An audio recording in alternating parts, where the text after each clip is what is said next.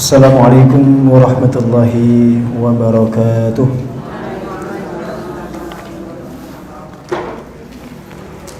Alhamdulillahi rabbil alamin. Wassalatu wassalamu ala asyrafil anbiya'i wal mursalin Sayyidina wa nabiyyina Muhammadin wa ala alihi wa sahbihi ajma'in. Asyhadu an la ilaha illallah wahdahu la syarika lah wa asyhadu anna Muhammadan abduhu wa rasuluhu la nabiyya wa la rasula ba'dah. Amma ba'du, fa inna astaqal hadits kitabullah wa khairal hadi hadi Muhammadin sallallahu alaihi wasallam wa syarrul umuri muhdatsatuha wa kullu muhdatsatin bid'atun wa kullu bid'atin dhalalatun wa kullu dhalalatin finnar. Akhwati fillah, alhamdulillah kita kembali dipertemukan oleh Allah Subhanahu wa taala di majelis yang penuh barokah ini dalam kondisi sehat walafiat. Alhamdulillah atas nikmat iman, atas nikmat Islam, atas nikmat kesempatan untuk thalabul ilmi. Mudah-mudahan kita mendapatkan ilmu yang bermanfaat fid dunya wal akhirah. Salawat dan salam semoga selalu mengalir untuk junjungan kita Nabi Agung Muhammad sallallahu alaihi wasallam yang senantiasa kita harapkan syafaatnya dan kita ikuti sunnah-sunnahnya. Baik, tema terakhir kemarin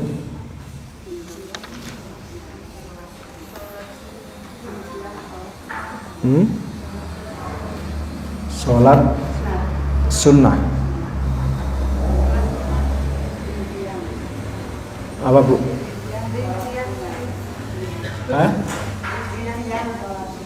Rincian sholat sunnah.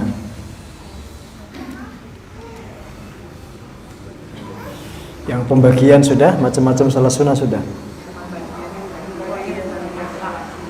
Sampun ya, berarti masuk ke rincian sholat sunnah. Baik.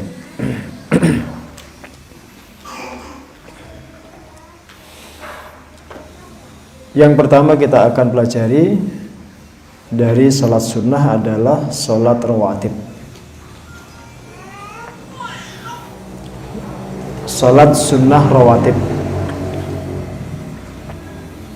Yang dimaksud sholat sunnah rawatib adalah sholat sunnah yang mengiringi sholat fardu. Kalau dikerjakan sebelum pelaksanaan sholat fardu, maka biasa disebut dengan qabliyah. Kalau dilakukan setelah sholat fardu, biasa disebut dengan sholat ba'diyah. Ini definisi dari sholat rawatib. Dan sholat rawatib ini secara penekanan juga ada yang muakkad, ada yang ghairu muakkad.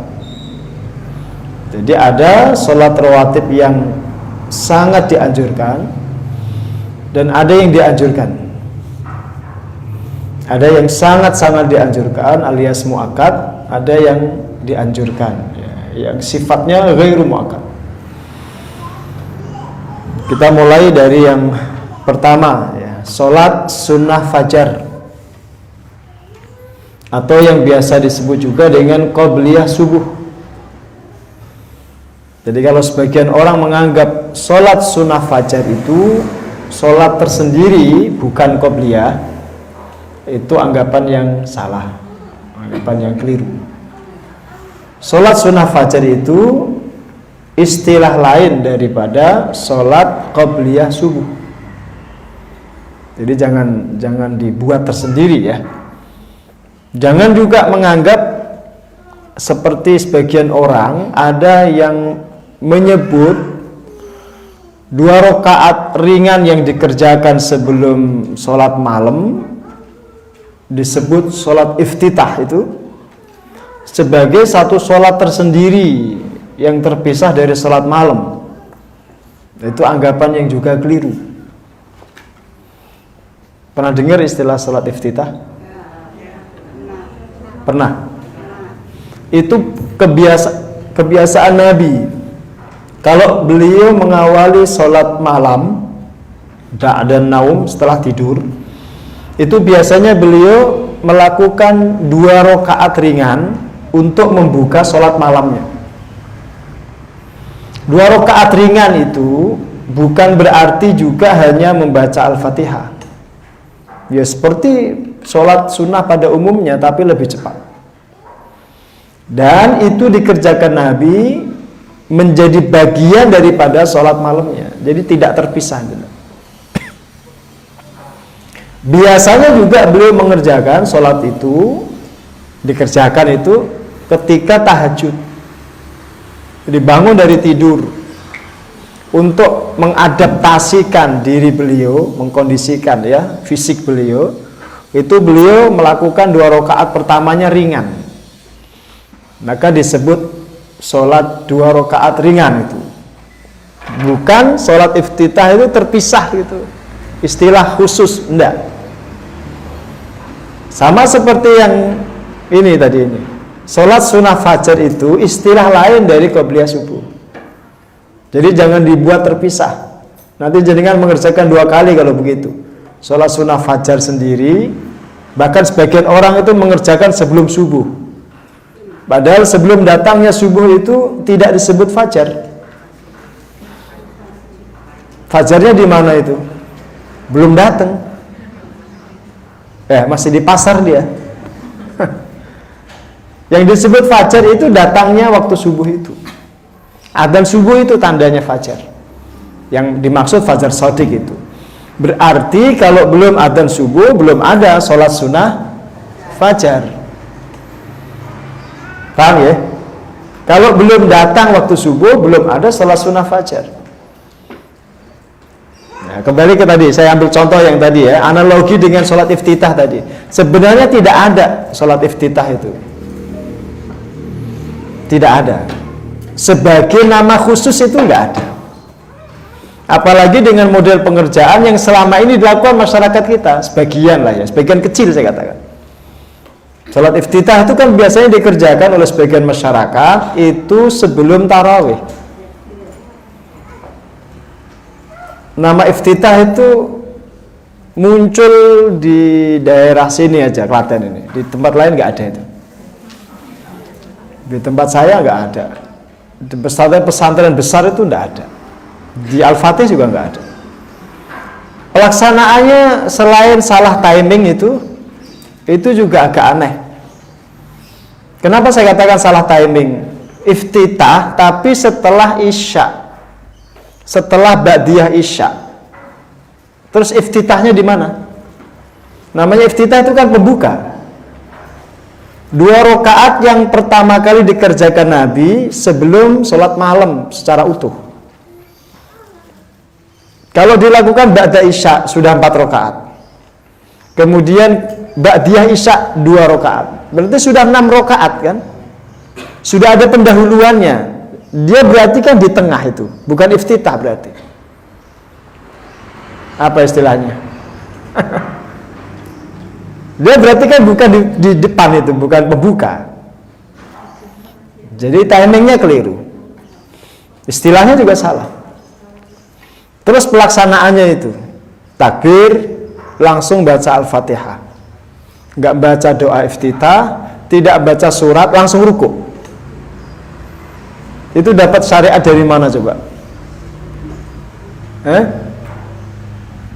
Itu ilmu godak-gadok matuk aja itu. Dia baca hadis, disimpulkan sendiri, dilaksanakan sendiri. Itu saya kritik dari sejak zaman dulu pertama kali muncul itu fenomena iftitah itu. Saya udah kritik. Ini saya ulang lagi kritik saya. Jadi kalau ada yang mengerjakan sholat iftitah dengan model begitu, itu tentu dipertanyakan sekuat apa dalil dia itu. Karena Rasul melaksanakan 2 rakaat ringan sebelum sholat malam, itu include dengan sholat malamnya. Jadi kalau beliau melakukan 11 rakaat, itu 2 rakaat pertamanya itu dilakukan dengan ringan. Ringan itu maksudnya cepat. Memang cerita Aisyah itu kadang-kadang agak dramatis, seolah-olah beliau tidak membaca Al-Fatihah, malah seolah-olah, saking cepatnya itu. Tapi bukan berarti tidak membaca Al-Fatihah, dan tidak berarti juga tidak membaca iftitah, tidak berarti juga tidak membaca surat pendek. Itu kan bahasa mubalaghah, bahasa dramatisasi Sayyidah Aisyah. Cerita beliau begitu. Paham ya? Sampai di sini ngerti ya? Ya, Ramadan besok jenengan tobat dari salat iftitah itu ya. Jangan dikerjakan lagi karena tidak kuat itu, penjelasannya tidak kuat, keterangannya itu dipertanyakan. Minimal saya yang bertanyakan lah. Jadi kalau ada yang merasa dalilnya kuat, ya boleh kita buat majelis untuk diskusi terkait dengan kekuatan dalil salat iftitah itu. Tidak apa-apa kalau memang ada dalil yang mendasari, yang memang dirasa kuat. Kalau dugaan saya, dia membaca teks kemudian dia simpulkan sendiri. Kayak saya membuka hampir semua kitab fikih, nggak ketemu itu salat sunnah iftitah itu judul baru ya, dan dilaksanakan hanya di Klaten. Klaten pun paling belang wetan Jongrangan itu. Karangan apa ten? Ketularan belang wetan berarti. Iya, daerah-daerah yang lain itu saya nggak menemukan juga itu. Ala kulli hal itu istilah baru yang muncul ya. Saya tidak mengatakan bid'ah, tidak. Saya tidak mengatakan bid'ah. Istilah baru yang muncul itu. Kalau ada dalil yang melandasi ya silahkan. Tapi kalau tidak ada ya ditinggalkan. Begitu ya, prinsip orang beribadah kan begitu. Nah, kita kembali ke istilah salat sunnah fajar tadi. Jadi salat sunnah fajar itu istilah lain daripada salat qabliyah subuh. Berapa rakaat? 2 rakaat. Ya, 2 rakaat. Saya bacakan dulu fadilahnya agar jenengan semangat. Paling tidak tahu fadilahnya. Bismillahirrahmanirrahim. An Aisyah radhiyallahu anha 'anil Nabi sallallahu alaihi wasallam firqataini qabla salati al-fajr. Qal huma ahabbu ilayya minad dunya jami'an. Rawahu Ahmad wa Muslim wa Tirmidzi. Dari Aisyah radhiyallahu anha dari Nabi sallallahu alaihi wasallam tentang 2 rakaat sebelum salat fajar. Salat fajar itu salat subuh.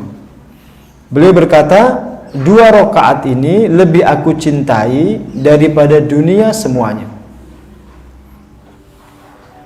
Cuma persoalannya kan memang Nabi itu cintanya ke akhirat. Kata Nabi kan, 2 rakaat sunnah fajar itu lebih aku cintai daripada dunia seisinya. Itu kan karena Nabi itu memiliki pola pikir ukhrawi banget. Kalau jenengan dia tetap nggak bisa sampai ke situ. Apakah jenengan bisa merasakan 2 rakaat fajar, sholat sunnah fajar itu lebih jenengan sukai daripada dunia seisinya? Boten, tetap selimut lebih hangat. Tetap. Kalau yang jualan ke pasar tetap keuntungan lebih menggiurkan. Tetap itu. Nah gitu. Apalagi yang pagi-pagi sudah baca WA ada pesanan, orderan tetap lebih menarik. Tetap dia buka WA pas bangun tidur ada orderan, langsung lupa sunnah fajar itu. Orderan yang dia pikir langsung. Cuma kita ini kan disuruh meniru Nabi termasuk dalam pola pikir, cara memandang sesuatu. Yang beliau cintai itu memang kita usahakan kita cintai. Nah, beliau mengajarkan kepada kita, kalau ada keuntungan ukhrawi, itu mestinya dalam benak kita lebih kita cintai daripada dunia seisinya. Itu maksudnya. Sekalipun, saya kasih tanda kutip, sekalipun hanya 2 rakaat sholat sunnah. Kalau Nabi mengatakan itu lebih aku cintai daripada keuntungan dunia seisinya, nah kita menyelesaikan diri. Bisa tidak kita begitu? Niru Nabi begitu. Paham? Ngerti Bu? Jadi jenengan niru Nabi itu tidak hanya dalam soal tata cara sholat, tata cara ibadah, puasa, tata cara umroh, tidak. Pola pikirnya pun jenengan disuruh niru beliau. Cara pandang kepada sesuatu itu niru Nabi. Ya, Nabi itu kalau sudah terdengar azan, Bu, mohon maaf ya, ini sampai sekarang juga belum bisa saya tiru. Seperti beliau tidak kenal istrinya. Terus gimana istrinya? Ya ditinggalkan begitu. Boleh persiapan sholat terus ke masjid. Kalau jenengan gimana? Gondeli suami, ntar dulu lah, durung koma tau. Ojo terlalu rajin. Nak ngluwi Nabi ya, ngono malah bojone diojo-ojoki. Gitu. Begitu, Nabi begitu. Melihat sholat itu sesuatu yang sangat menguntungkan itu. Dan memang betul. Keberuntungan itu bersama orang-orang yang sholat. Qad aflahal mu'minun alladzina hum fi salatihim. Yang beruntung itu ya orang yang sholat, yang khusyuk ketika sholatnya. Yang beruntung. Termasuk ketika kita diberikan Allah kemudahan untuk melaksanakan sholat sunnah, sekalipun statusnya hanya sunnah. Itu kata Rasulullah, lebih aku cintai, artinya lebih baik daripada dunia seisinya. Maka pagi-pagi kita mendengar itu raq'atul fajri khairun minad dunya wa ma fiha. 2 rakaat fajar itu maksudnya 2 rakaat subuh, Bu. 2 rakaat fajar lebih baik daripada dunia seisinya. Bergegas kita jalan ke masjid meskipun ngantuk. Karena ada keuntungan ukhrawi yang dibagi di masjid, di musola kita. Datang kita untuk menjemput keuntungan yang lebih baik daripada dunia seisinya itu. Nanti kalau dibuka hijab, kita bisa melihat keuntungan itu, jenengan tercengang itu, ternyata betul. 2 rakaat yang kita kerjakan sebelum subuh itu lebih dicintai Nabi itu betul. Ternyata lebih hebat daripada dunia seisinya. Kenapa begitu, Bu? Karena keuntungan ukhrawi itu hakiki. Keuntungan dunia itu nisbi. Keuntungan dunia itu sifatnya semu, nggak asli. Termasuk semua yang jenengan rasakan di dunia itu semuanya semu sebenarnya. Ini saya dibuatkan santri ini. Kopi Lampung. Jenengan makanan favoritnya apa? Saya mau tanya jenengan. Satu aja sampel lah, angkat tangan. Soto orang Klaten mesti nggak jauh-jauh. Marah soto gudangan gitu. Letok. Kalau orang Pati itu mesti tanya mesti mangut, nah, itu orang Pati. Orang Pati ditanya makanan kesukaannya Pak, mangut kepala manyung. Dah, kalau ada mangut, yang lain nggak kelihatan dah. Termasuk istrinya nggak kelihatan. Jenengan kalau makan makanan yang paling Anda sukai, sekalipun jenengan seneng banget itu, bertahan rasanya di mulut berapa detik?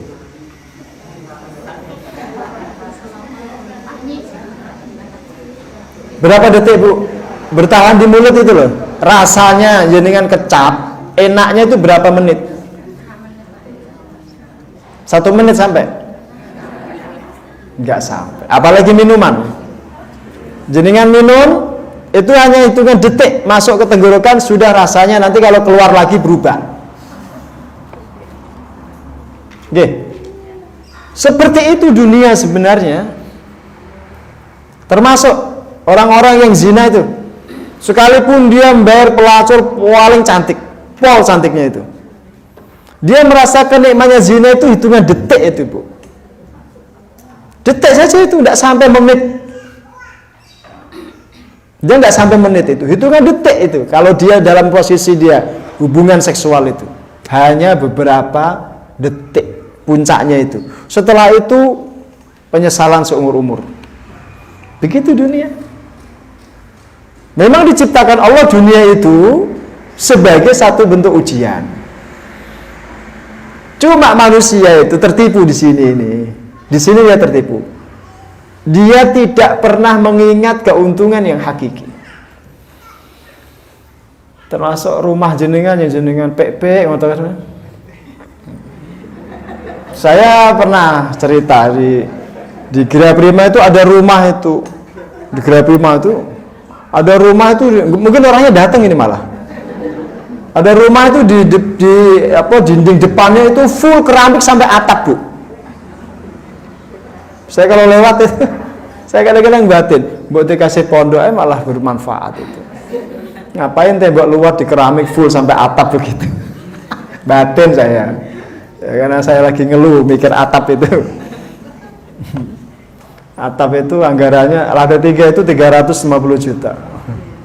Saya lagi ngeluh itu mikir itu. Ada orang yang begitu luar biasa memboles rumahnya. Padahal rumah itu akan dia tinggalkan. Dan betul ada kejadian orang bangun rumah, diperbagus, dihiasi luar biasa, interiornya itu dibuat sedemikian rupa. Kemudian setelah jadi sempurna finishing, orangnya mati. Kan getune raka-raka Bu. Orangnya mati. Terus istrinya nikah lagi, ditempati suami barunya.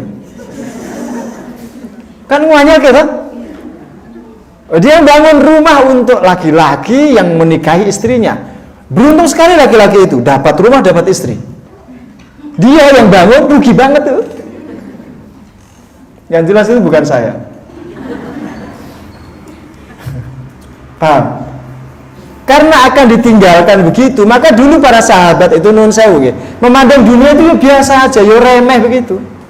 Yo sekedarnya, asal yang penting bisa dipakai, nyaman, nggak bocor, sudah. Dah, mereka berlomba untuk mengejar rumah yang di akhirat gitu. Nah, kalau dengar orang Arab tuh kalau dengar ada proyek bangun masjid, dia bilang, udah saya sendiri yang bangun, Pak. Jangan ada yang mau yang ikut campur, saya sendiri. Berapa total itu saya bangun sendiri gitu. Nah, saya nyari orang begitu. Ustaz katanya mau bangun asrama putri, nggih, berapa nih Ustaz? Nah, gitu. Saya sendiri yang bangun Ustaz. Begitu, Bu. Ya, itu kalau melihat keuntungan akhirat itu lebih baik daripada keuntungan dunia. Ini Rasulullah ini. Ini kan mentransfer mafhum itu istilahnya. Ini mafhum hadis itu begitu. Dan beliau mengatakan tadi 2 rakaat sunnah fajar itu lebih aku cintai daripada dunia semuanya. Termasuk berarti lebih aku cintai daripada istriku, karena istriku bagian daripada dunia kan? Iya betul. Itu Rasulullah. Nah, beliau teladan termasuk dalam hal seperti itu, dalam membangun pola pikir, dalam hal membangun jiwa, menutrisi hati. Ya, jadi kan mengikuti Rasul. Yang kedua, masih fadilahnya ini.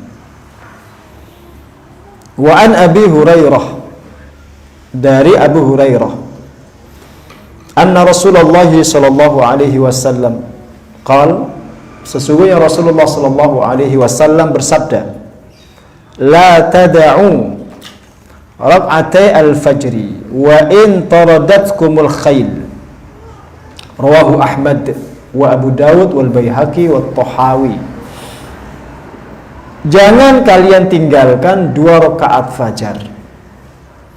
Sekalipun kata beliau, engkau ditendang, itu bahasa ditendang oleh kuda.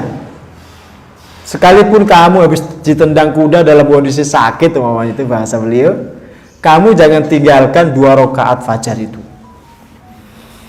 Wa ma'nal hadis, makna daripada hadis ini kata Said Sabiq, la tatruku rak'atay al-fajri mahmashtaddat al-udru.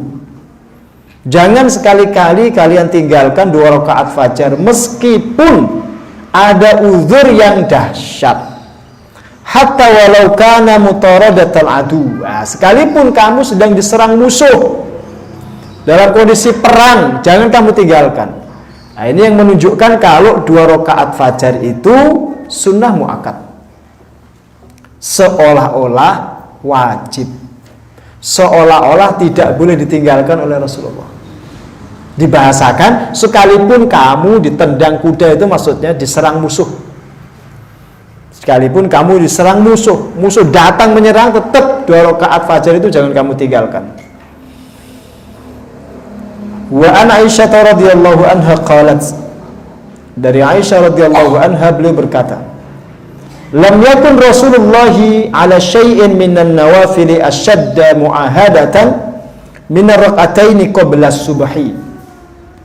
Rasul tidak pernah menjaga salat-salat sunnah sebagaimana beliau menjaga 2 rakaat sebelum subuh. Jadi Rasulullah itu tidak pernah begitu sungguh-sungguhnya menjaga salat-salat sunnah sebagaimana beliau menjaga 2 rakaat sebelum subuh. Artinya hampir tidak pernah ditinggalkan oleh beliau. Sekalipun dalam kondisi safar itu dikerjakan oleh beliau. Tadi sekalipun dalam kondisi perang dikerjakan oleh beliau, tidak ditinggalkan. Ini menunjukkan kalau salat sunnah fajar itu sunnah muakkad, mendekati wajib. Nah, terus hadis yang tadi saya bacakan itu ada di nomor 4 ini. Raka'atul fajri khairun minad dunya wa ma fiha. 2 rakaat fajar itu lebih baik daripada dunia seisinya. Itu melengkapi keterangan tadi itu. Jadi ada 4 atau 5 bahkan di situ ya. Yang kelima itu dari Sayyidah Aisyah. Beliau mengatakan, "Ma ra'aituhu ila syai'in minal khairi asra' minhu ila rak'ataini qabla al-fajri." Saya tidak pernah melihat Rasulullah begitu cepatnya melakukan kebaikan sebagaimana beliau mengerjakan 2 rakaat sebelum fajar. Jadi kalau sudah dengar adzan itu enggak ditunda-tunda. Beliau segera melakukan 2 rakaat fajar. Ya tentu setelah adzan selesai. Tidak ditunda-tunda gitu. Saking cepatnya beliau dibahasakan oleh Aisyah, saya tidak pernah melihat beliau begitu semangat mengejar kebaikan sebagaimana beliau mengejar 2 rakaat subuh itu. Nah, ini fadilah Bu ya. Dan 2 rakaat ini dianjurkan dikerjakan memang dengan cepat. Tidak boleh terlalu panjang. Dikerjakan secara ringan. Jadi 2 rakaatnya itu dikerjakan dengan cepat. Salah satu tujuannya itu adalah agar jenengan tidak terlambat jamaah. Ya, tentu bagi bapak-bapak ya. Agar tidak telat, tidak masbuk. Maka dikerjakan di rumah dengan ringan. Jangan berlama-lama. Fa'an Hafsah qalat, dari Hafsah beliau berkata, kana Rasulullah sallallahu alaihi wasallam yusalli rak'atal fajri qabla subhi fi baiti yukhaffifuhuma jiddan. Rasulullah biasa melakukan 2 rakaat fajar sebelum subuh di rumahku, kata Hafsah. Hafsah ini siapa Bu? Oh iya jelas, putrinya Umar. Hafsah ini putrinya Umar.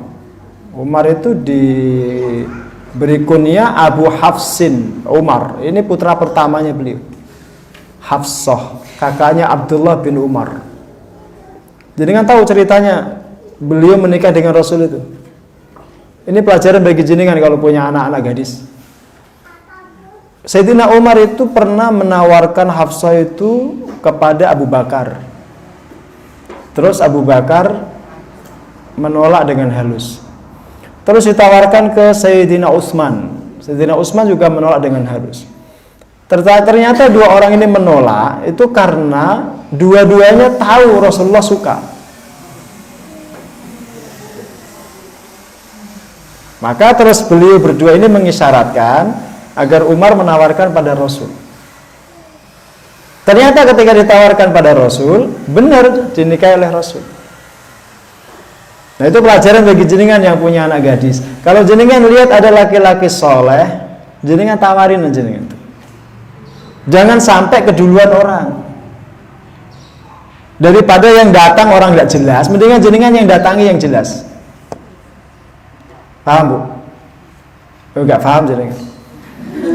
Jadi jodoh itu dijemput termasuk oleh perempuan. Siapa bilang perempuan menunggu? Enggak. Khadijah mendapatkan Rasulullah itu karena Khadijah yang melamar duluan. Paham? Dia melamar Rasulullah lewat pamannya, maka dapat Rasul. Kalau dia nunggu di rumah, nggak mungkin dapat Rasulullah. Karena dia tahu profilnya Nabi, kebaikan Nabi, sifat-sifat Nabi, dan dia yakin ini calon Nabi. Dia yakin. Maka dia menawarkan dirinya lewat pamannya. Ternyata diterima oleh Rasul. Padahal terpaut 15 tahun usianya. Rasul menerima. Itu pelajaran bagi jenengan. Dan itu bukan tabu. Perempuan menawarkan diri dengan cara baik kepada seorang laki-laki saleh, itu bukan tabu. Ya, bukan sesuatu yang memalukan, bukan. Justru itu ikhtiar yang bagus gitu. Daripada yang datang orang nggak jelas, mendingan jenengan mendatangi orang yang jelas. Ya Bu, jenengan subuhan di masjid namanya. Lihat anak tetangga itu rajin subuhnya. Bocah yo apik. Saiki wis kuliah, ya wis arep lulus. Apik bocah. Jangan berlama-lama, jenengan tawarkan putri jenengan. Ya Bu. Loh kalau ditolak bagaimana Pak Ustaz? Ya namanya ikhtiar. Ditolak ya nanti cari yang lain. Tidak perlu malu, namanya usaha. Demi anak kan. Daripada jenengan menunggu. Paham ya? Ya itu. Termasuk salah satunya, mohon maaf itu. Kadang-kadang orang tua itu, ini lepas dari tema ya, lupa mendoakan jodoh untuk anaknya. Rata-rata kan jenengan mendoakan mudah-mudahan jadi anak yang salihah, putri yang salihah, gitu kan? Rezekinya lancar. Jenengan lupa mendoakan perempuan itu, jenengan harus sering doakan dapat suami yang baik, suami yang cocok, suami yang bertanggung jawab. Itu orang tua sekarang sering lupa. Maka ketika putrinya menikah, putrinya baik, suaminya ya baik, tapi nggak cocok, akhirnya bercerai. Dia tahu? Ada kan kejadian begitu? Itu kurang doa orang tua. Orang tuanya kurang doa. Yang salah orang tuanya, bukan putrinya. Putrinya baik kok. Makanya jangan lupa itu. Doa orang tua, terutama ibu itu penting itu. Kalau ayah mah nggak usah. Saya bacakan. Kata Hafsah begini. Rasulullah biasa mengerjakan sholat 2 rakaat fajar sebelum subuh di rumahku. Sebenarnya bukan rumah Bu, kamar itu. Nabi tidak punya rumah. Nabi itu punya bilik aja di sebelah masjid itu. Satu biliknya itu ukuran 3x4 itu. Kamar tuh berarti. Makanya judulnya itu Al-Hujurat, bilik-bilik. Bukan rumah sebenarnya. Tapi Nabi mengatakan baiti jannati, meskipun kecil itu surga bagi beliau. Jadi dengan rumahnya besar, bertengkar terus sama suami, berarti baiti jahannami ya. Apa hari ini bertengkar? Enggak pernah akur itu. Nah, kata beliau mengerjakan 2 rakaat ini ringan sekali. Yukhaffifuhu majiddan, kata beliau. Ringan sekali. Qala Nafi' berkata, wa kana Abdullah yakni Ibnu Umar yukhaffifuhu makadzalik. Abdullah Ibnu Umar dulu ketika mengerjakan 2 rakaat sebelum subuh juga cepat sekali. Rawahu Ahmad wa Syaikhan. Hadis riwayat Imam Ahmad dan juga Asy-Syaikhan. Di sini belum disebutkan yang dibaca apa. Nanti di hadis yang lain disebutkan. Yang jelas pengerjaannya itu ringan. Jangan baca Al-Baqarah. Jadi kalau baca Al-Baqarah, rampung masjid sudah dzikir, jadi kan baru selesai sholatnya. Ya. Yang dibaca apa? Kita lihat keterangannya di hadis yang berikutnya. Ana Aisyah radhiyallahu anha qalat. Dari Aisyah radhiyallahu anha beliau berkata, kana Rasulullah sallallahu alaihi wasallam yaqra'u fi raq'atay al-fajri qul ya ayyuhal kafirun wa qul huwallahu ahad wa kana yusirru bihima. Rasulullah biasa membaca pada 2 rakaat fajar Qul ya ayyuhal kafirun dan Qul huwallahu ahad. Maksudnya rakaat pertama itu Al-Kafirun, rakaat kedua Al-Ikhlas. Setelah Al-Fatihah, setelah doa iftitah tetap. Jadi takbir, iftitah, Al-Fatihah, terus Al-Kafirun. Rakaat kedua Al-Fatihah, terus Al-Ikhlas. Itu yang dimaksud dengan ringan, Bu. Kenapa? Karena perbandingannya itu sholat Nabi yang panjang. Ya, sholat Nabi yang panjang. Berapa panjangnya sholat Nabi? 1 rakaat itu 5 juz. Perbandingannya sholat Nabi yang panjang itu. Nabi kalau sholat sunnah itu umumnya panjang, kecuali ini. Nah kalau jenengan biasa pendek, ya ini jenengan agak panjang. Rakaat pertama Al-Kafirun, rakaat kedua Al-Ikhlas itu panjang bagi jenengan karena biasanya pendek. Baru paham jenengan? Ini kan perbandingan dengan sholatnya Nabi yang memang panjang kalau sholat sunnah. Ngerti ya? Nanti kalau kita sampai sholat tahajudnya Nabi nanti kita akan tahu bagaimana Nabi kalau tahajud. Saya jamin jenengan kalau tahajud seperti itu, Bu. Yakin pagi-pagi itu nggak mungkin subuhan jenengan. Yakin. Mesti tidur aja sampai mungkin jamak jenengan subuh dengan duha itu jenengan. Kalau sholatnya model Nabi. Nah ini perbandingannya. Dan beliau membaca 2 surat ini dengan sir. Maksudnya qabliyah subuh itu sirriyah, tidak dikeraskan bacaannya. Ya, kemarin ada yang tanya itu boleh tidak Pak Ustadz itu qabliyah ba'diyah sholat itu dibaca keras. Ada orang ketika qabliyah isya atau ba'diyah isya itu dia keraskan itu. Ya sebenarnya kalau boleh nggak boleh ya sebenarnya tidak ada larangan. Tetapi Nabi mencontohkan membacanya itu sir. Kalau yang dikeraskan bagaimana? Ya sholatnya sah, cuma khilaful aula, menyalahi sunnah. Ya lebih baik kalau dibaca sir. Apalagi di sebelahnya ada yang juga sholat, dia keraskan, ganggu kan? Ada yang baca Quran, gitu? Ada yang lagi berdoa agar hutangnya segera lunas, gitu. Kan ganggu itu, Bu. Makanya dibaca sir. Terutama kalau dikerjakan di masjid, itu dibaca sir pelan ya. Ini tentang keterangan. Di hadis kedua juga begitu, di hadis ketiga juga begitu. Di hadis keempat yang agak berbeda, ini saya bacakan. Jadi kalau hadis kedua, ketiga itu sama. Riwayatnya Nabi di rakaat pertama Al-Kafirun, rakaat kedua Al-Ikhlas. Di hadis yang keempat dari Ibnu Abbas, beliau berkata, karena Rasulullah sallallahu alaihi wasallam yaqra'u fi raq'atay al-fajri qulu amanna billahi wa ma unzila ilaina wallati fi ali imran ta'alu ila kalimatin sawa'in bainana wa bainakum, rawahu Muslim. Rasulullah biasa membaca di 2 rakaat fajar. Rakaat pertamanya itu qulu amanna billahi wa ma unzila ilaina. Ini surat Al-Baqarah ayat 136 Al-Baqarah. Di rakaat kedua yang dibaca beliau adalah ta'alau ila kalimatin sawa. Surat Ali Imran ayat 64. Nah ini keterangan seperti ini penting, Bu. Kenapa penting? Agar jenengan tidak memahami bahwa harus Al-Kafirun dan Al-Ikhlas. Jadi yang menganggap harus itu anggapan yang kurang tepat.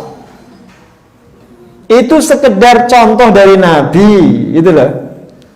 Bahwa Anda ketika mau melakukan sholat dengan ringan, itu rakaat pertamanya Al-Kafirun, rakaat keduanya Al-Ikhlas. Tapi tidak harus 2 surat itu. Surat yang lain boleh, yang penting tidak panjang banget. Termasuk di surat-surat yang panjang boleh, yang penting hanya 1-2 ayat. Paham ya? Boleh Al-Baqarah 1 ayat. Alif Lam Mim, Allahu Akbar. Oke. Nanti rakaat kedua Ali Imran, sama, Alif Lam Mim, Allahu Akbar. 1 ayat kan itu? Asal tidak Qaf, itu belum 1 ayat, Bu. Nun belum satu ayat itu. Nggih. Tapi kalau satu ayat full boleh itu. Yasin, Allahu Akbar. Itu model tarawihnya orang Jepara. Saya pernah tarawih di Jepara itu begitu. Dia pilih hanya yang kepala-kepala surat itu. Bener? Al-Fatihah coba betul dhalin ujuk-ujuk. Rakaat kedua itu Bismillahirrahmanirrahim, Yasin, Allahu Akbar. Begitu. Tarawihnya model ngebut itu, Bu. Di Jepara saya pernah itu. Ya seperti yang kemarin viral di Tulungagung. 23 rakaat 7 menit itu. Tarawih 23 hanya 7 menit. Berarti satu rakaatnya berapa detik? Gak sampai menit kan? Berapa detik itu? Ya. Tapi pesertanya beludak, Bu. Ya itu masalahnya. Itu kan orang senang karena cepatnya ya. Termasuk di riwayat yang berikutnya itu. Nabi membaca di rakaat pertama Al-Baqarah tadi 136. Di rakaat keduanya itu Ali Imran 52. Satu ayat. Nah, itu menunjukkan kalau bacaan setelah Al-Fatihah di sholat-sholat sunnah itu sebenarnya bebas. Yang penting cepat, tidak terlalu panjang. Jelas ya? Tidak terlalu panjang. Karena kalau terlalu panjang jenengan ketinggalan jamaah. Kalau jenengan sholat di rumah, ya tidak apa-apa silahkan. Tapi kalau jenengan mau jamaah ke masjid, laki-laki bapak-bapak mau ke masjid, jangan lama-lama. Dan tadi disebutkan disunahkan dikerjakan di rumah. Di rumah ya. Maka sering saya bilang tuh, jam digital seperti ini, Bu. Ya. Ini jam digital seperti ini itu sebenarnya justru membuat kita itu tidak fleksibel. Terutama ketika subuh itu loh. Kita diatur oleh alat itu. Kata orang kan Bu disiplin, iya, tapi nggak gitu juga. Karena kondisi orang ketika bangun subuh itu macam-macam. Nggak seragam itu loh. Karena kalau kita punya 100 jamaah, itu kan 100 keragaman kondisi. Oke, ada yang malam dia punya tugas nggak bisa ditinggal. Nggak usah saya jelaskan kan itu. Terus pagi-pagi dia harus mandi besar. Oke, dia bangun pas adzan subuh. Ketika dia adzan subuh dia mandi. Mandi belum selesai karena ikut jam digital udah komat. Padahal dia biasa jamaah ke masjid. Gak bisa kita salahkan. Lu mestinya kan bangun sebelum subuh kalau tahu mau mandi itu. Siapa yang mengharuskan? Wong adzan itu bunyinya as-sholatu khairum minan naum kok. Sholat lebih baik daripada tidur. Kan untuk bangunkan yang masih tidur itu. Berarti kan ditoleransi ketika orang bangun pas adzan itu baru bangun. Jenengan gak bisa nyalahkan. Yang keliru itu yang terlalu kaku, ngatur waktu, jarak antara adzan dengan qomat harus 10 menit itu keliru. Diukur semua dengan imamnya yang sudah udur, yang dia tidak punya istri, tidak punya kewajiban ya. Maka dia bisa tepat waktu ke masjid, bahkan sudah di masjid sebelum subuh. Jangan, itu maksud saya, masjid-masjid jangan kaku begitu. Ya, maka di sini fleksibel, meskipun ada jam itu fleksibel. Tapi juga tidak sampai 5:30 itu enggak. Ya paling ya 1/4 20 menit itu jaraknya. Oke. Kemudian yang berikutnya dianjurkan berdoa setelah sholat. Doa yang diajarkan Nabi setelah sholat qabliyah subuh, ini sebelum subuh dibacanya, Bu. Nabi membaca doa seperti ini. Saya bacakan langsung doanya ya, riwayatnya nanti jenengan cek sendiri. Allahumma rabba Jibril wa Israfil wa Mikail wa Muhammad an-Nabi sallallahu alaihi wasallam. A'udzu bika minan nar. Allahumma rabba Jibril wa Mikail wa Israfil wa Muhammadin an-Nabi. A'udzu bika minan nar. Itu beliau baca 3 kali. sambil rebahan. Jadi ba'da sholat sunnah itu jenengan doa terus rebahan tuh. Rebahan itu dianjurkan bagi yang semalaman tahajud. Kalau yang semalaman tidur rebahan itu tidak dianjurkan karena sudah puas tidurnya. Sunnah Nabi itu memang sebelum subuh, setelah ba'diyah, setelah qobliyah itu beliau rebahan dulu, nunggu para sahabat itu penuh di masjid. Tiduran, bukan tidur ya, tiduran beliau. Untuk menunggu agar jumlah jamaah itu maksimal dulu. Akan disebutkan dalam beberapa hadis itu. Saya bacakan ya. Qalat Aisyah tu, kana Rasulullah idza raka'a rak'atay al-fajr ittaja'a 'ala shikkihil aiman. Aisyah berkata, Nabi itu kalau rampung mengerjakan 2 rakaat sunnah fajar, beliau berbaring di atas tulang rusuknya sebelah kanan. Tiduran maksudnya. Tujuannya apa?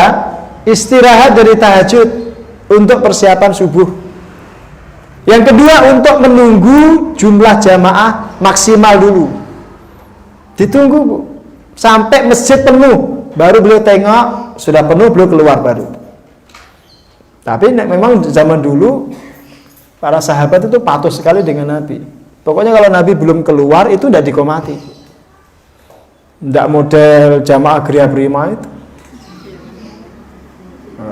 So imamnya belum datang udah dikomati. Imamnya masbuk akhirnya. Akhirnya masbuk imamnya. Yang imamnya siapa? Jamaahnya. Ya, itu namanya kurang bagus. Nggak ada ceritanya imam masbuk kecuali di Geria Prima itu. Iya, ini cerita jamaah Geria Prima Barat, Bu. Burung tekan imam itu dikomati. Jangan begitu. Kalau sudah menetapkan imam itu dihormati. Nggak boleh. Ada imam, ya dia sudah ditetapkan, apalagi ditulis di papan itu kan. Jadwal imam sholat fardu.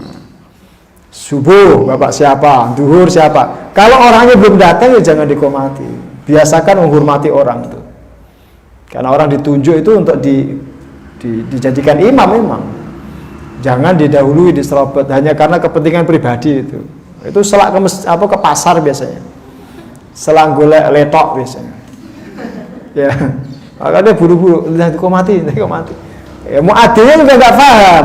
Yang punya hak memerintah muadzin itu hanya imam. Bahkan dulu Bilal itu kalau mau adzan itu izin Nabi dulu. Ya Rasulullah, sudah waktunya adzan. Ya sudah adzan Bilal. Baru Bilal adzan. Nanti untuk qomat juga nunggu Rasulullah. Kalau Rasulullah belum keluar masjid, belum memerintahkan untuk qomat, ya Sayyidina Bilal belum qomat. Pernah ditunggu itu sampai kelihatan orang lewat itu kelihatan. Kalau orang Pati bilang itu sampai kerinan. Sampai kelihatan orang lewat itu. Rasul keluar, qomat ya Bilal, baru dikomati. Untuk memberikan satu pelajaran bahwa itu masih masuk waktu subuh. Asal matahari belum benar-benar terbit itu masih waktu subuh. Agar jenengan nanti tidak asing kalau ada saudara jenengan yang agak kesiangan sholat di waktu seperti itu. Agar gak asing, gak aneh itu loh. Oh, sholat kok di waktu seperti itu belum habis waktunya, masih di dalam waktunya. Jelas ya? Nah, itu sunnah setelah mengerjakan qobliyah subuh. Termasuk juga bagi orang yang rutin mengerjakan qobliyah subuh, rutin Bu ya, yang istiqomah, boleh mengqadha sholat itu kalau terlambat. Umpamanya gini, jenengan bangun ketika adzan, terus jenengan bersih-bersih, pakai pakaian, belum selesai, udah qomat. Jenengan bergegas ke masjid toh, untuk sholat subuh. Padahal biasanya jenengan tuh qobliyah dulu. Kapan qobliyahnya? Boleh dikerjakan ba'da subuh. Kok habis subuh kok sholat? Iya, itu pengecualian. Boleh. Saya bacakan hadisnya.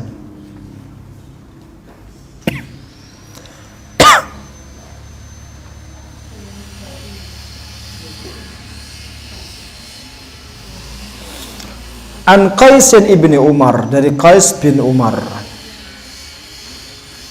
Yang nomor 1 dulu ya. An Abi Hurairah radhiyallahu anhu anin Nabi sallallahu alaihi wasallam qala.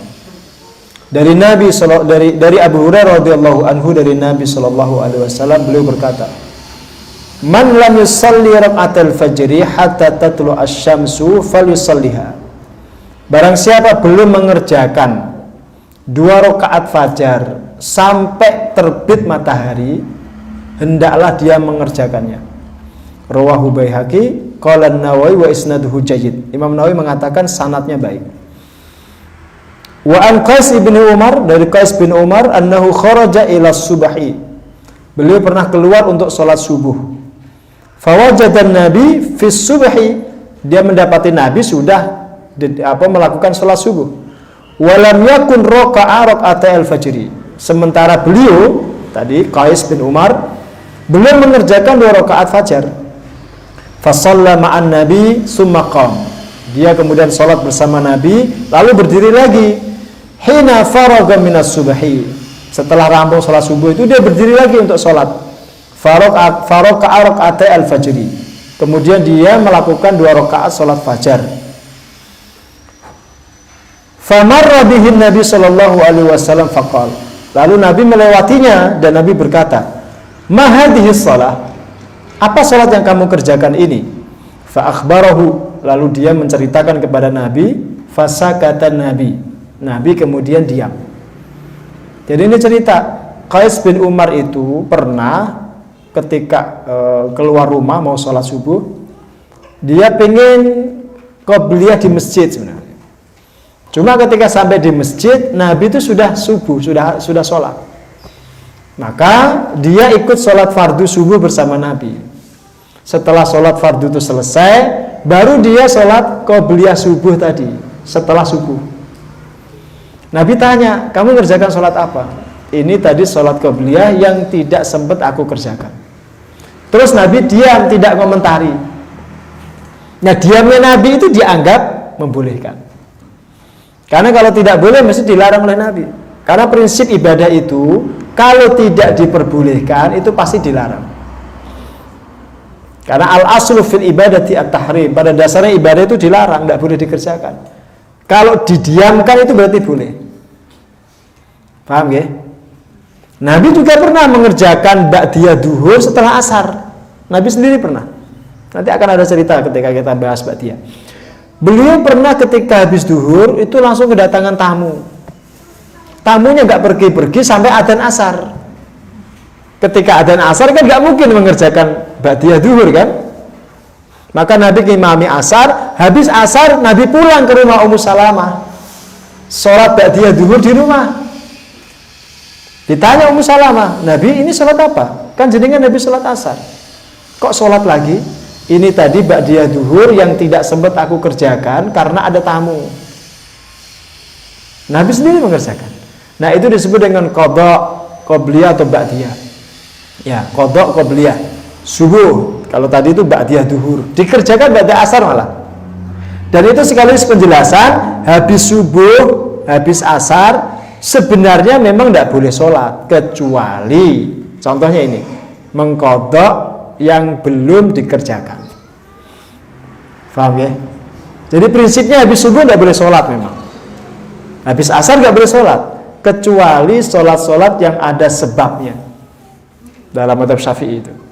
Sholat yang li sabab, bis sabab. Ya, termasuk kalau jenengan umpama ini Bu ya, biasa mengerjakan sholat tahajud. Jenengan biasa mengerjakan sholat tahajud, jenengan rutin tahajudan, tidak pernah gang sama sekali, tidak pernah jeda. Selama hidup jenengan kerjakan. Terus suatu saat jenengan sakit, nggak terbangun sama sekali sampai subuh. Itu dianjurkan jenengan mengqadha ketika waktu duha. Jadi ketika waktu duha sudah masuk, dianjurkan jenengan mengqadha tahajudnya itu. Jadi mengqadha sholat sunnah itu boleh bagi yang rutin, yang istiqomah. Kalau yang tidak istiqomah ya tidak diperbolehkan. Baik, itu keterangan tentang sholat sunnah fajar selesai. Insyaallah masuk di sholat sunnah duhur ya. Sholat sunnah duhur, qobliyahnya dan ba'diyahnya di pertemuan yang akan datang. Kalau subuh tidak ada ba'diyahnya Bu ya. Jadi subuh tidak ada ba'diyah. Yang ada qobliyah subuh alias sholat sunnah fajar.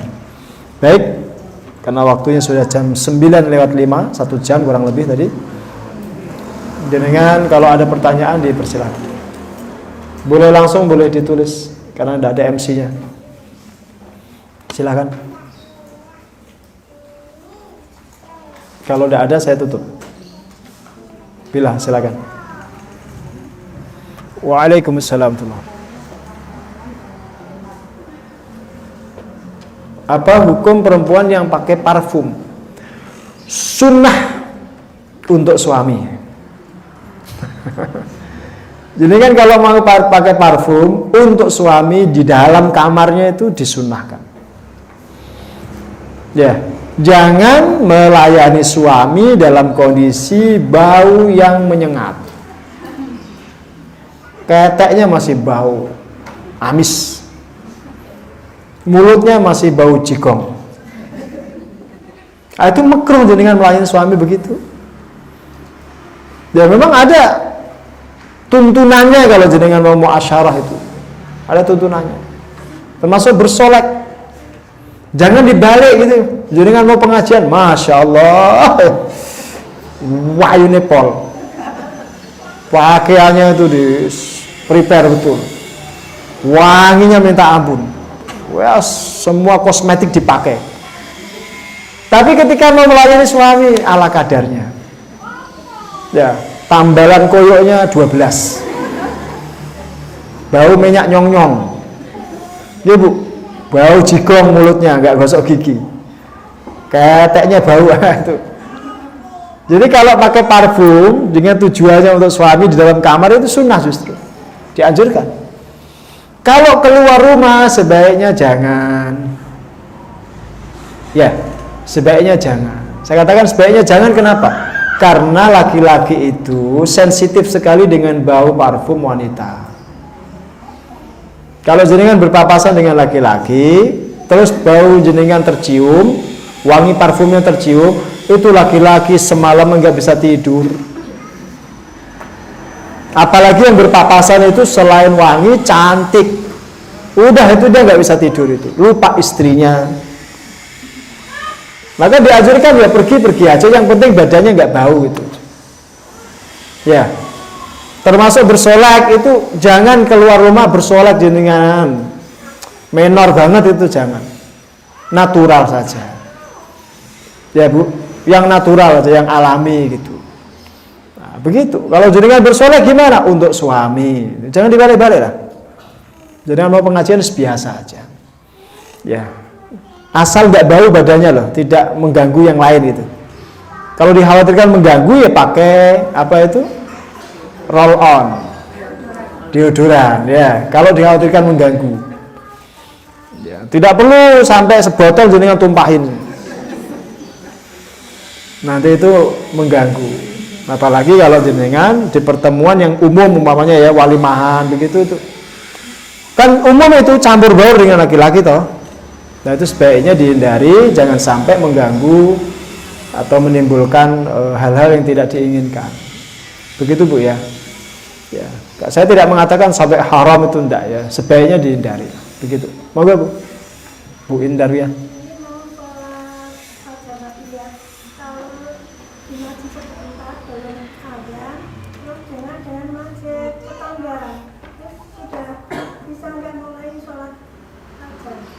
Sudah bisa, karena sudah masuk waktunya kan.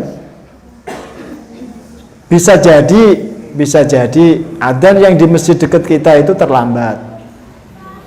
Nah, jenengan lihat aja di waktu abadi jenengan itu. Kalau sudah masuk waktunya, bahkan sebelum adzan pun masjid-masjid jenengan boleh itu sholat qobliyah subuh. Yang penting sudah masuk waktu subuh.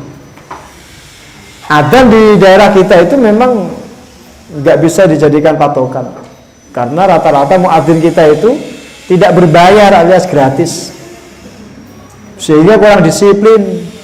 Kecuali di masjid-masjid tertentu lah. Yang sudah sepuh itu biasanya disiplin malah. Kalau yang muadzinnya anak muda itu sering telat malah. Iya Pak Bu?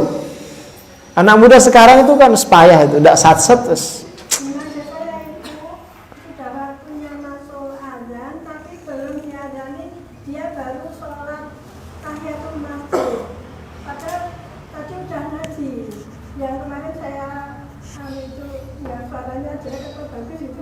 Ya mungkin itu dia mengikuti pendapat yang memundurkan sedikit waktu subuh itu mungkin.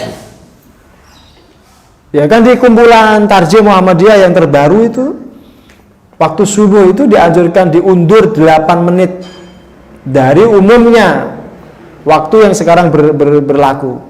Mungkin dia ikut itu. Sehingga sengaja memang dia tidak segera adani, ditunda sekitar 8 menit karena mengikuti arahan Majelis Tarjih Pusat. Bisa jadi. Ya kita husnudzon aja. Tapi kalau sudah masuk waktunya, terus dia tidak mengikuti fatwa Majelis Tarjih tadi, kok nggak segera diadani, ya berarti muadzinnya kurang disiplin.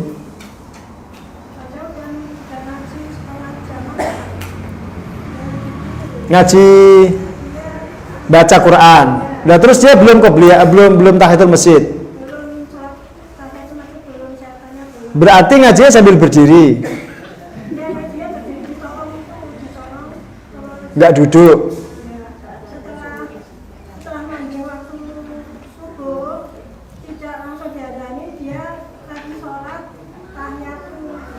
Niki jenengan tanglet napa curhat? Nah, ya sebenarnya kalau tahiyatul masjid itu asal kita sudah masuk masjid itu bergegas sholat sunnah tahiyatul masjid, jangan ditunda-tunda. Masuk sholat dulu baru ngaji. Jenengan nanti bilang gitu, jenengan sampaikan. Ini pesan dari Ustaz Suhari gitu. Sampaikan.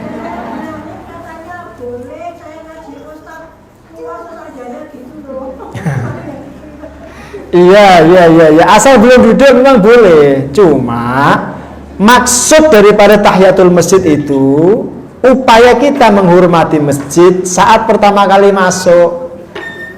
Kan bahasa Nabi, sebelum duduk itu maksudnya umumnya orang kan masuk masjid itu mau duduk. Gitu? Enggak ada orang masuk masjid ngaduk terus ora.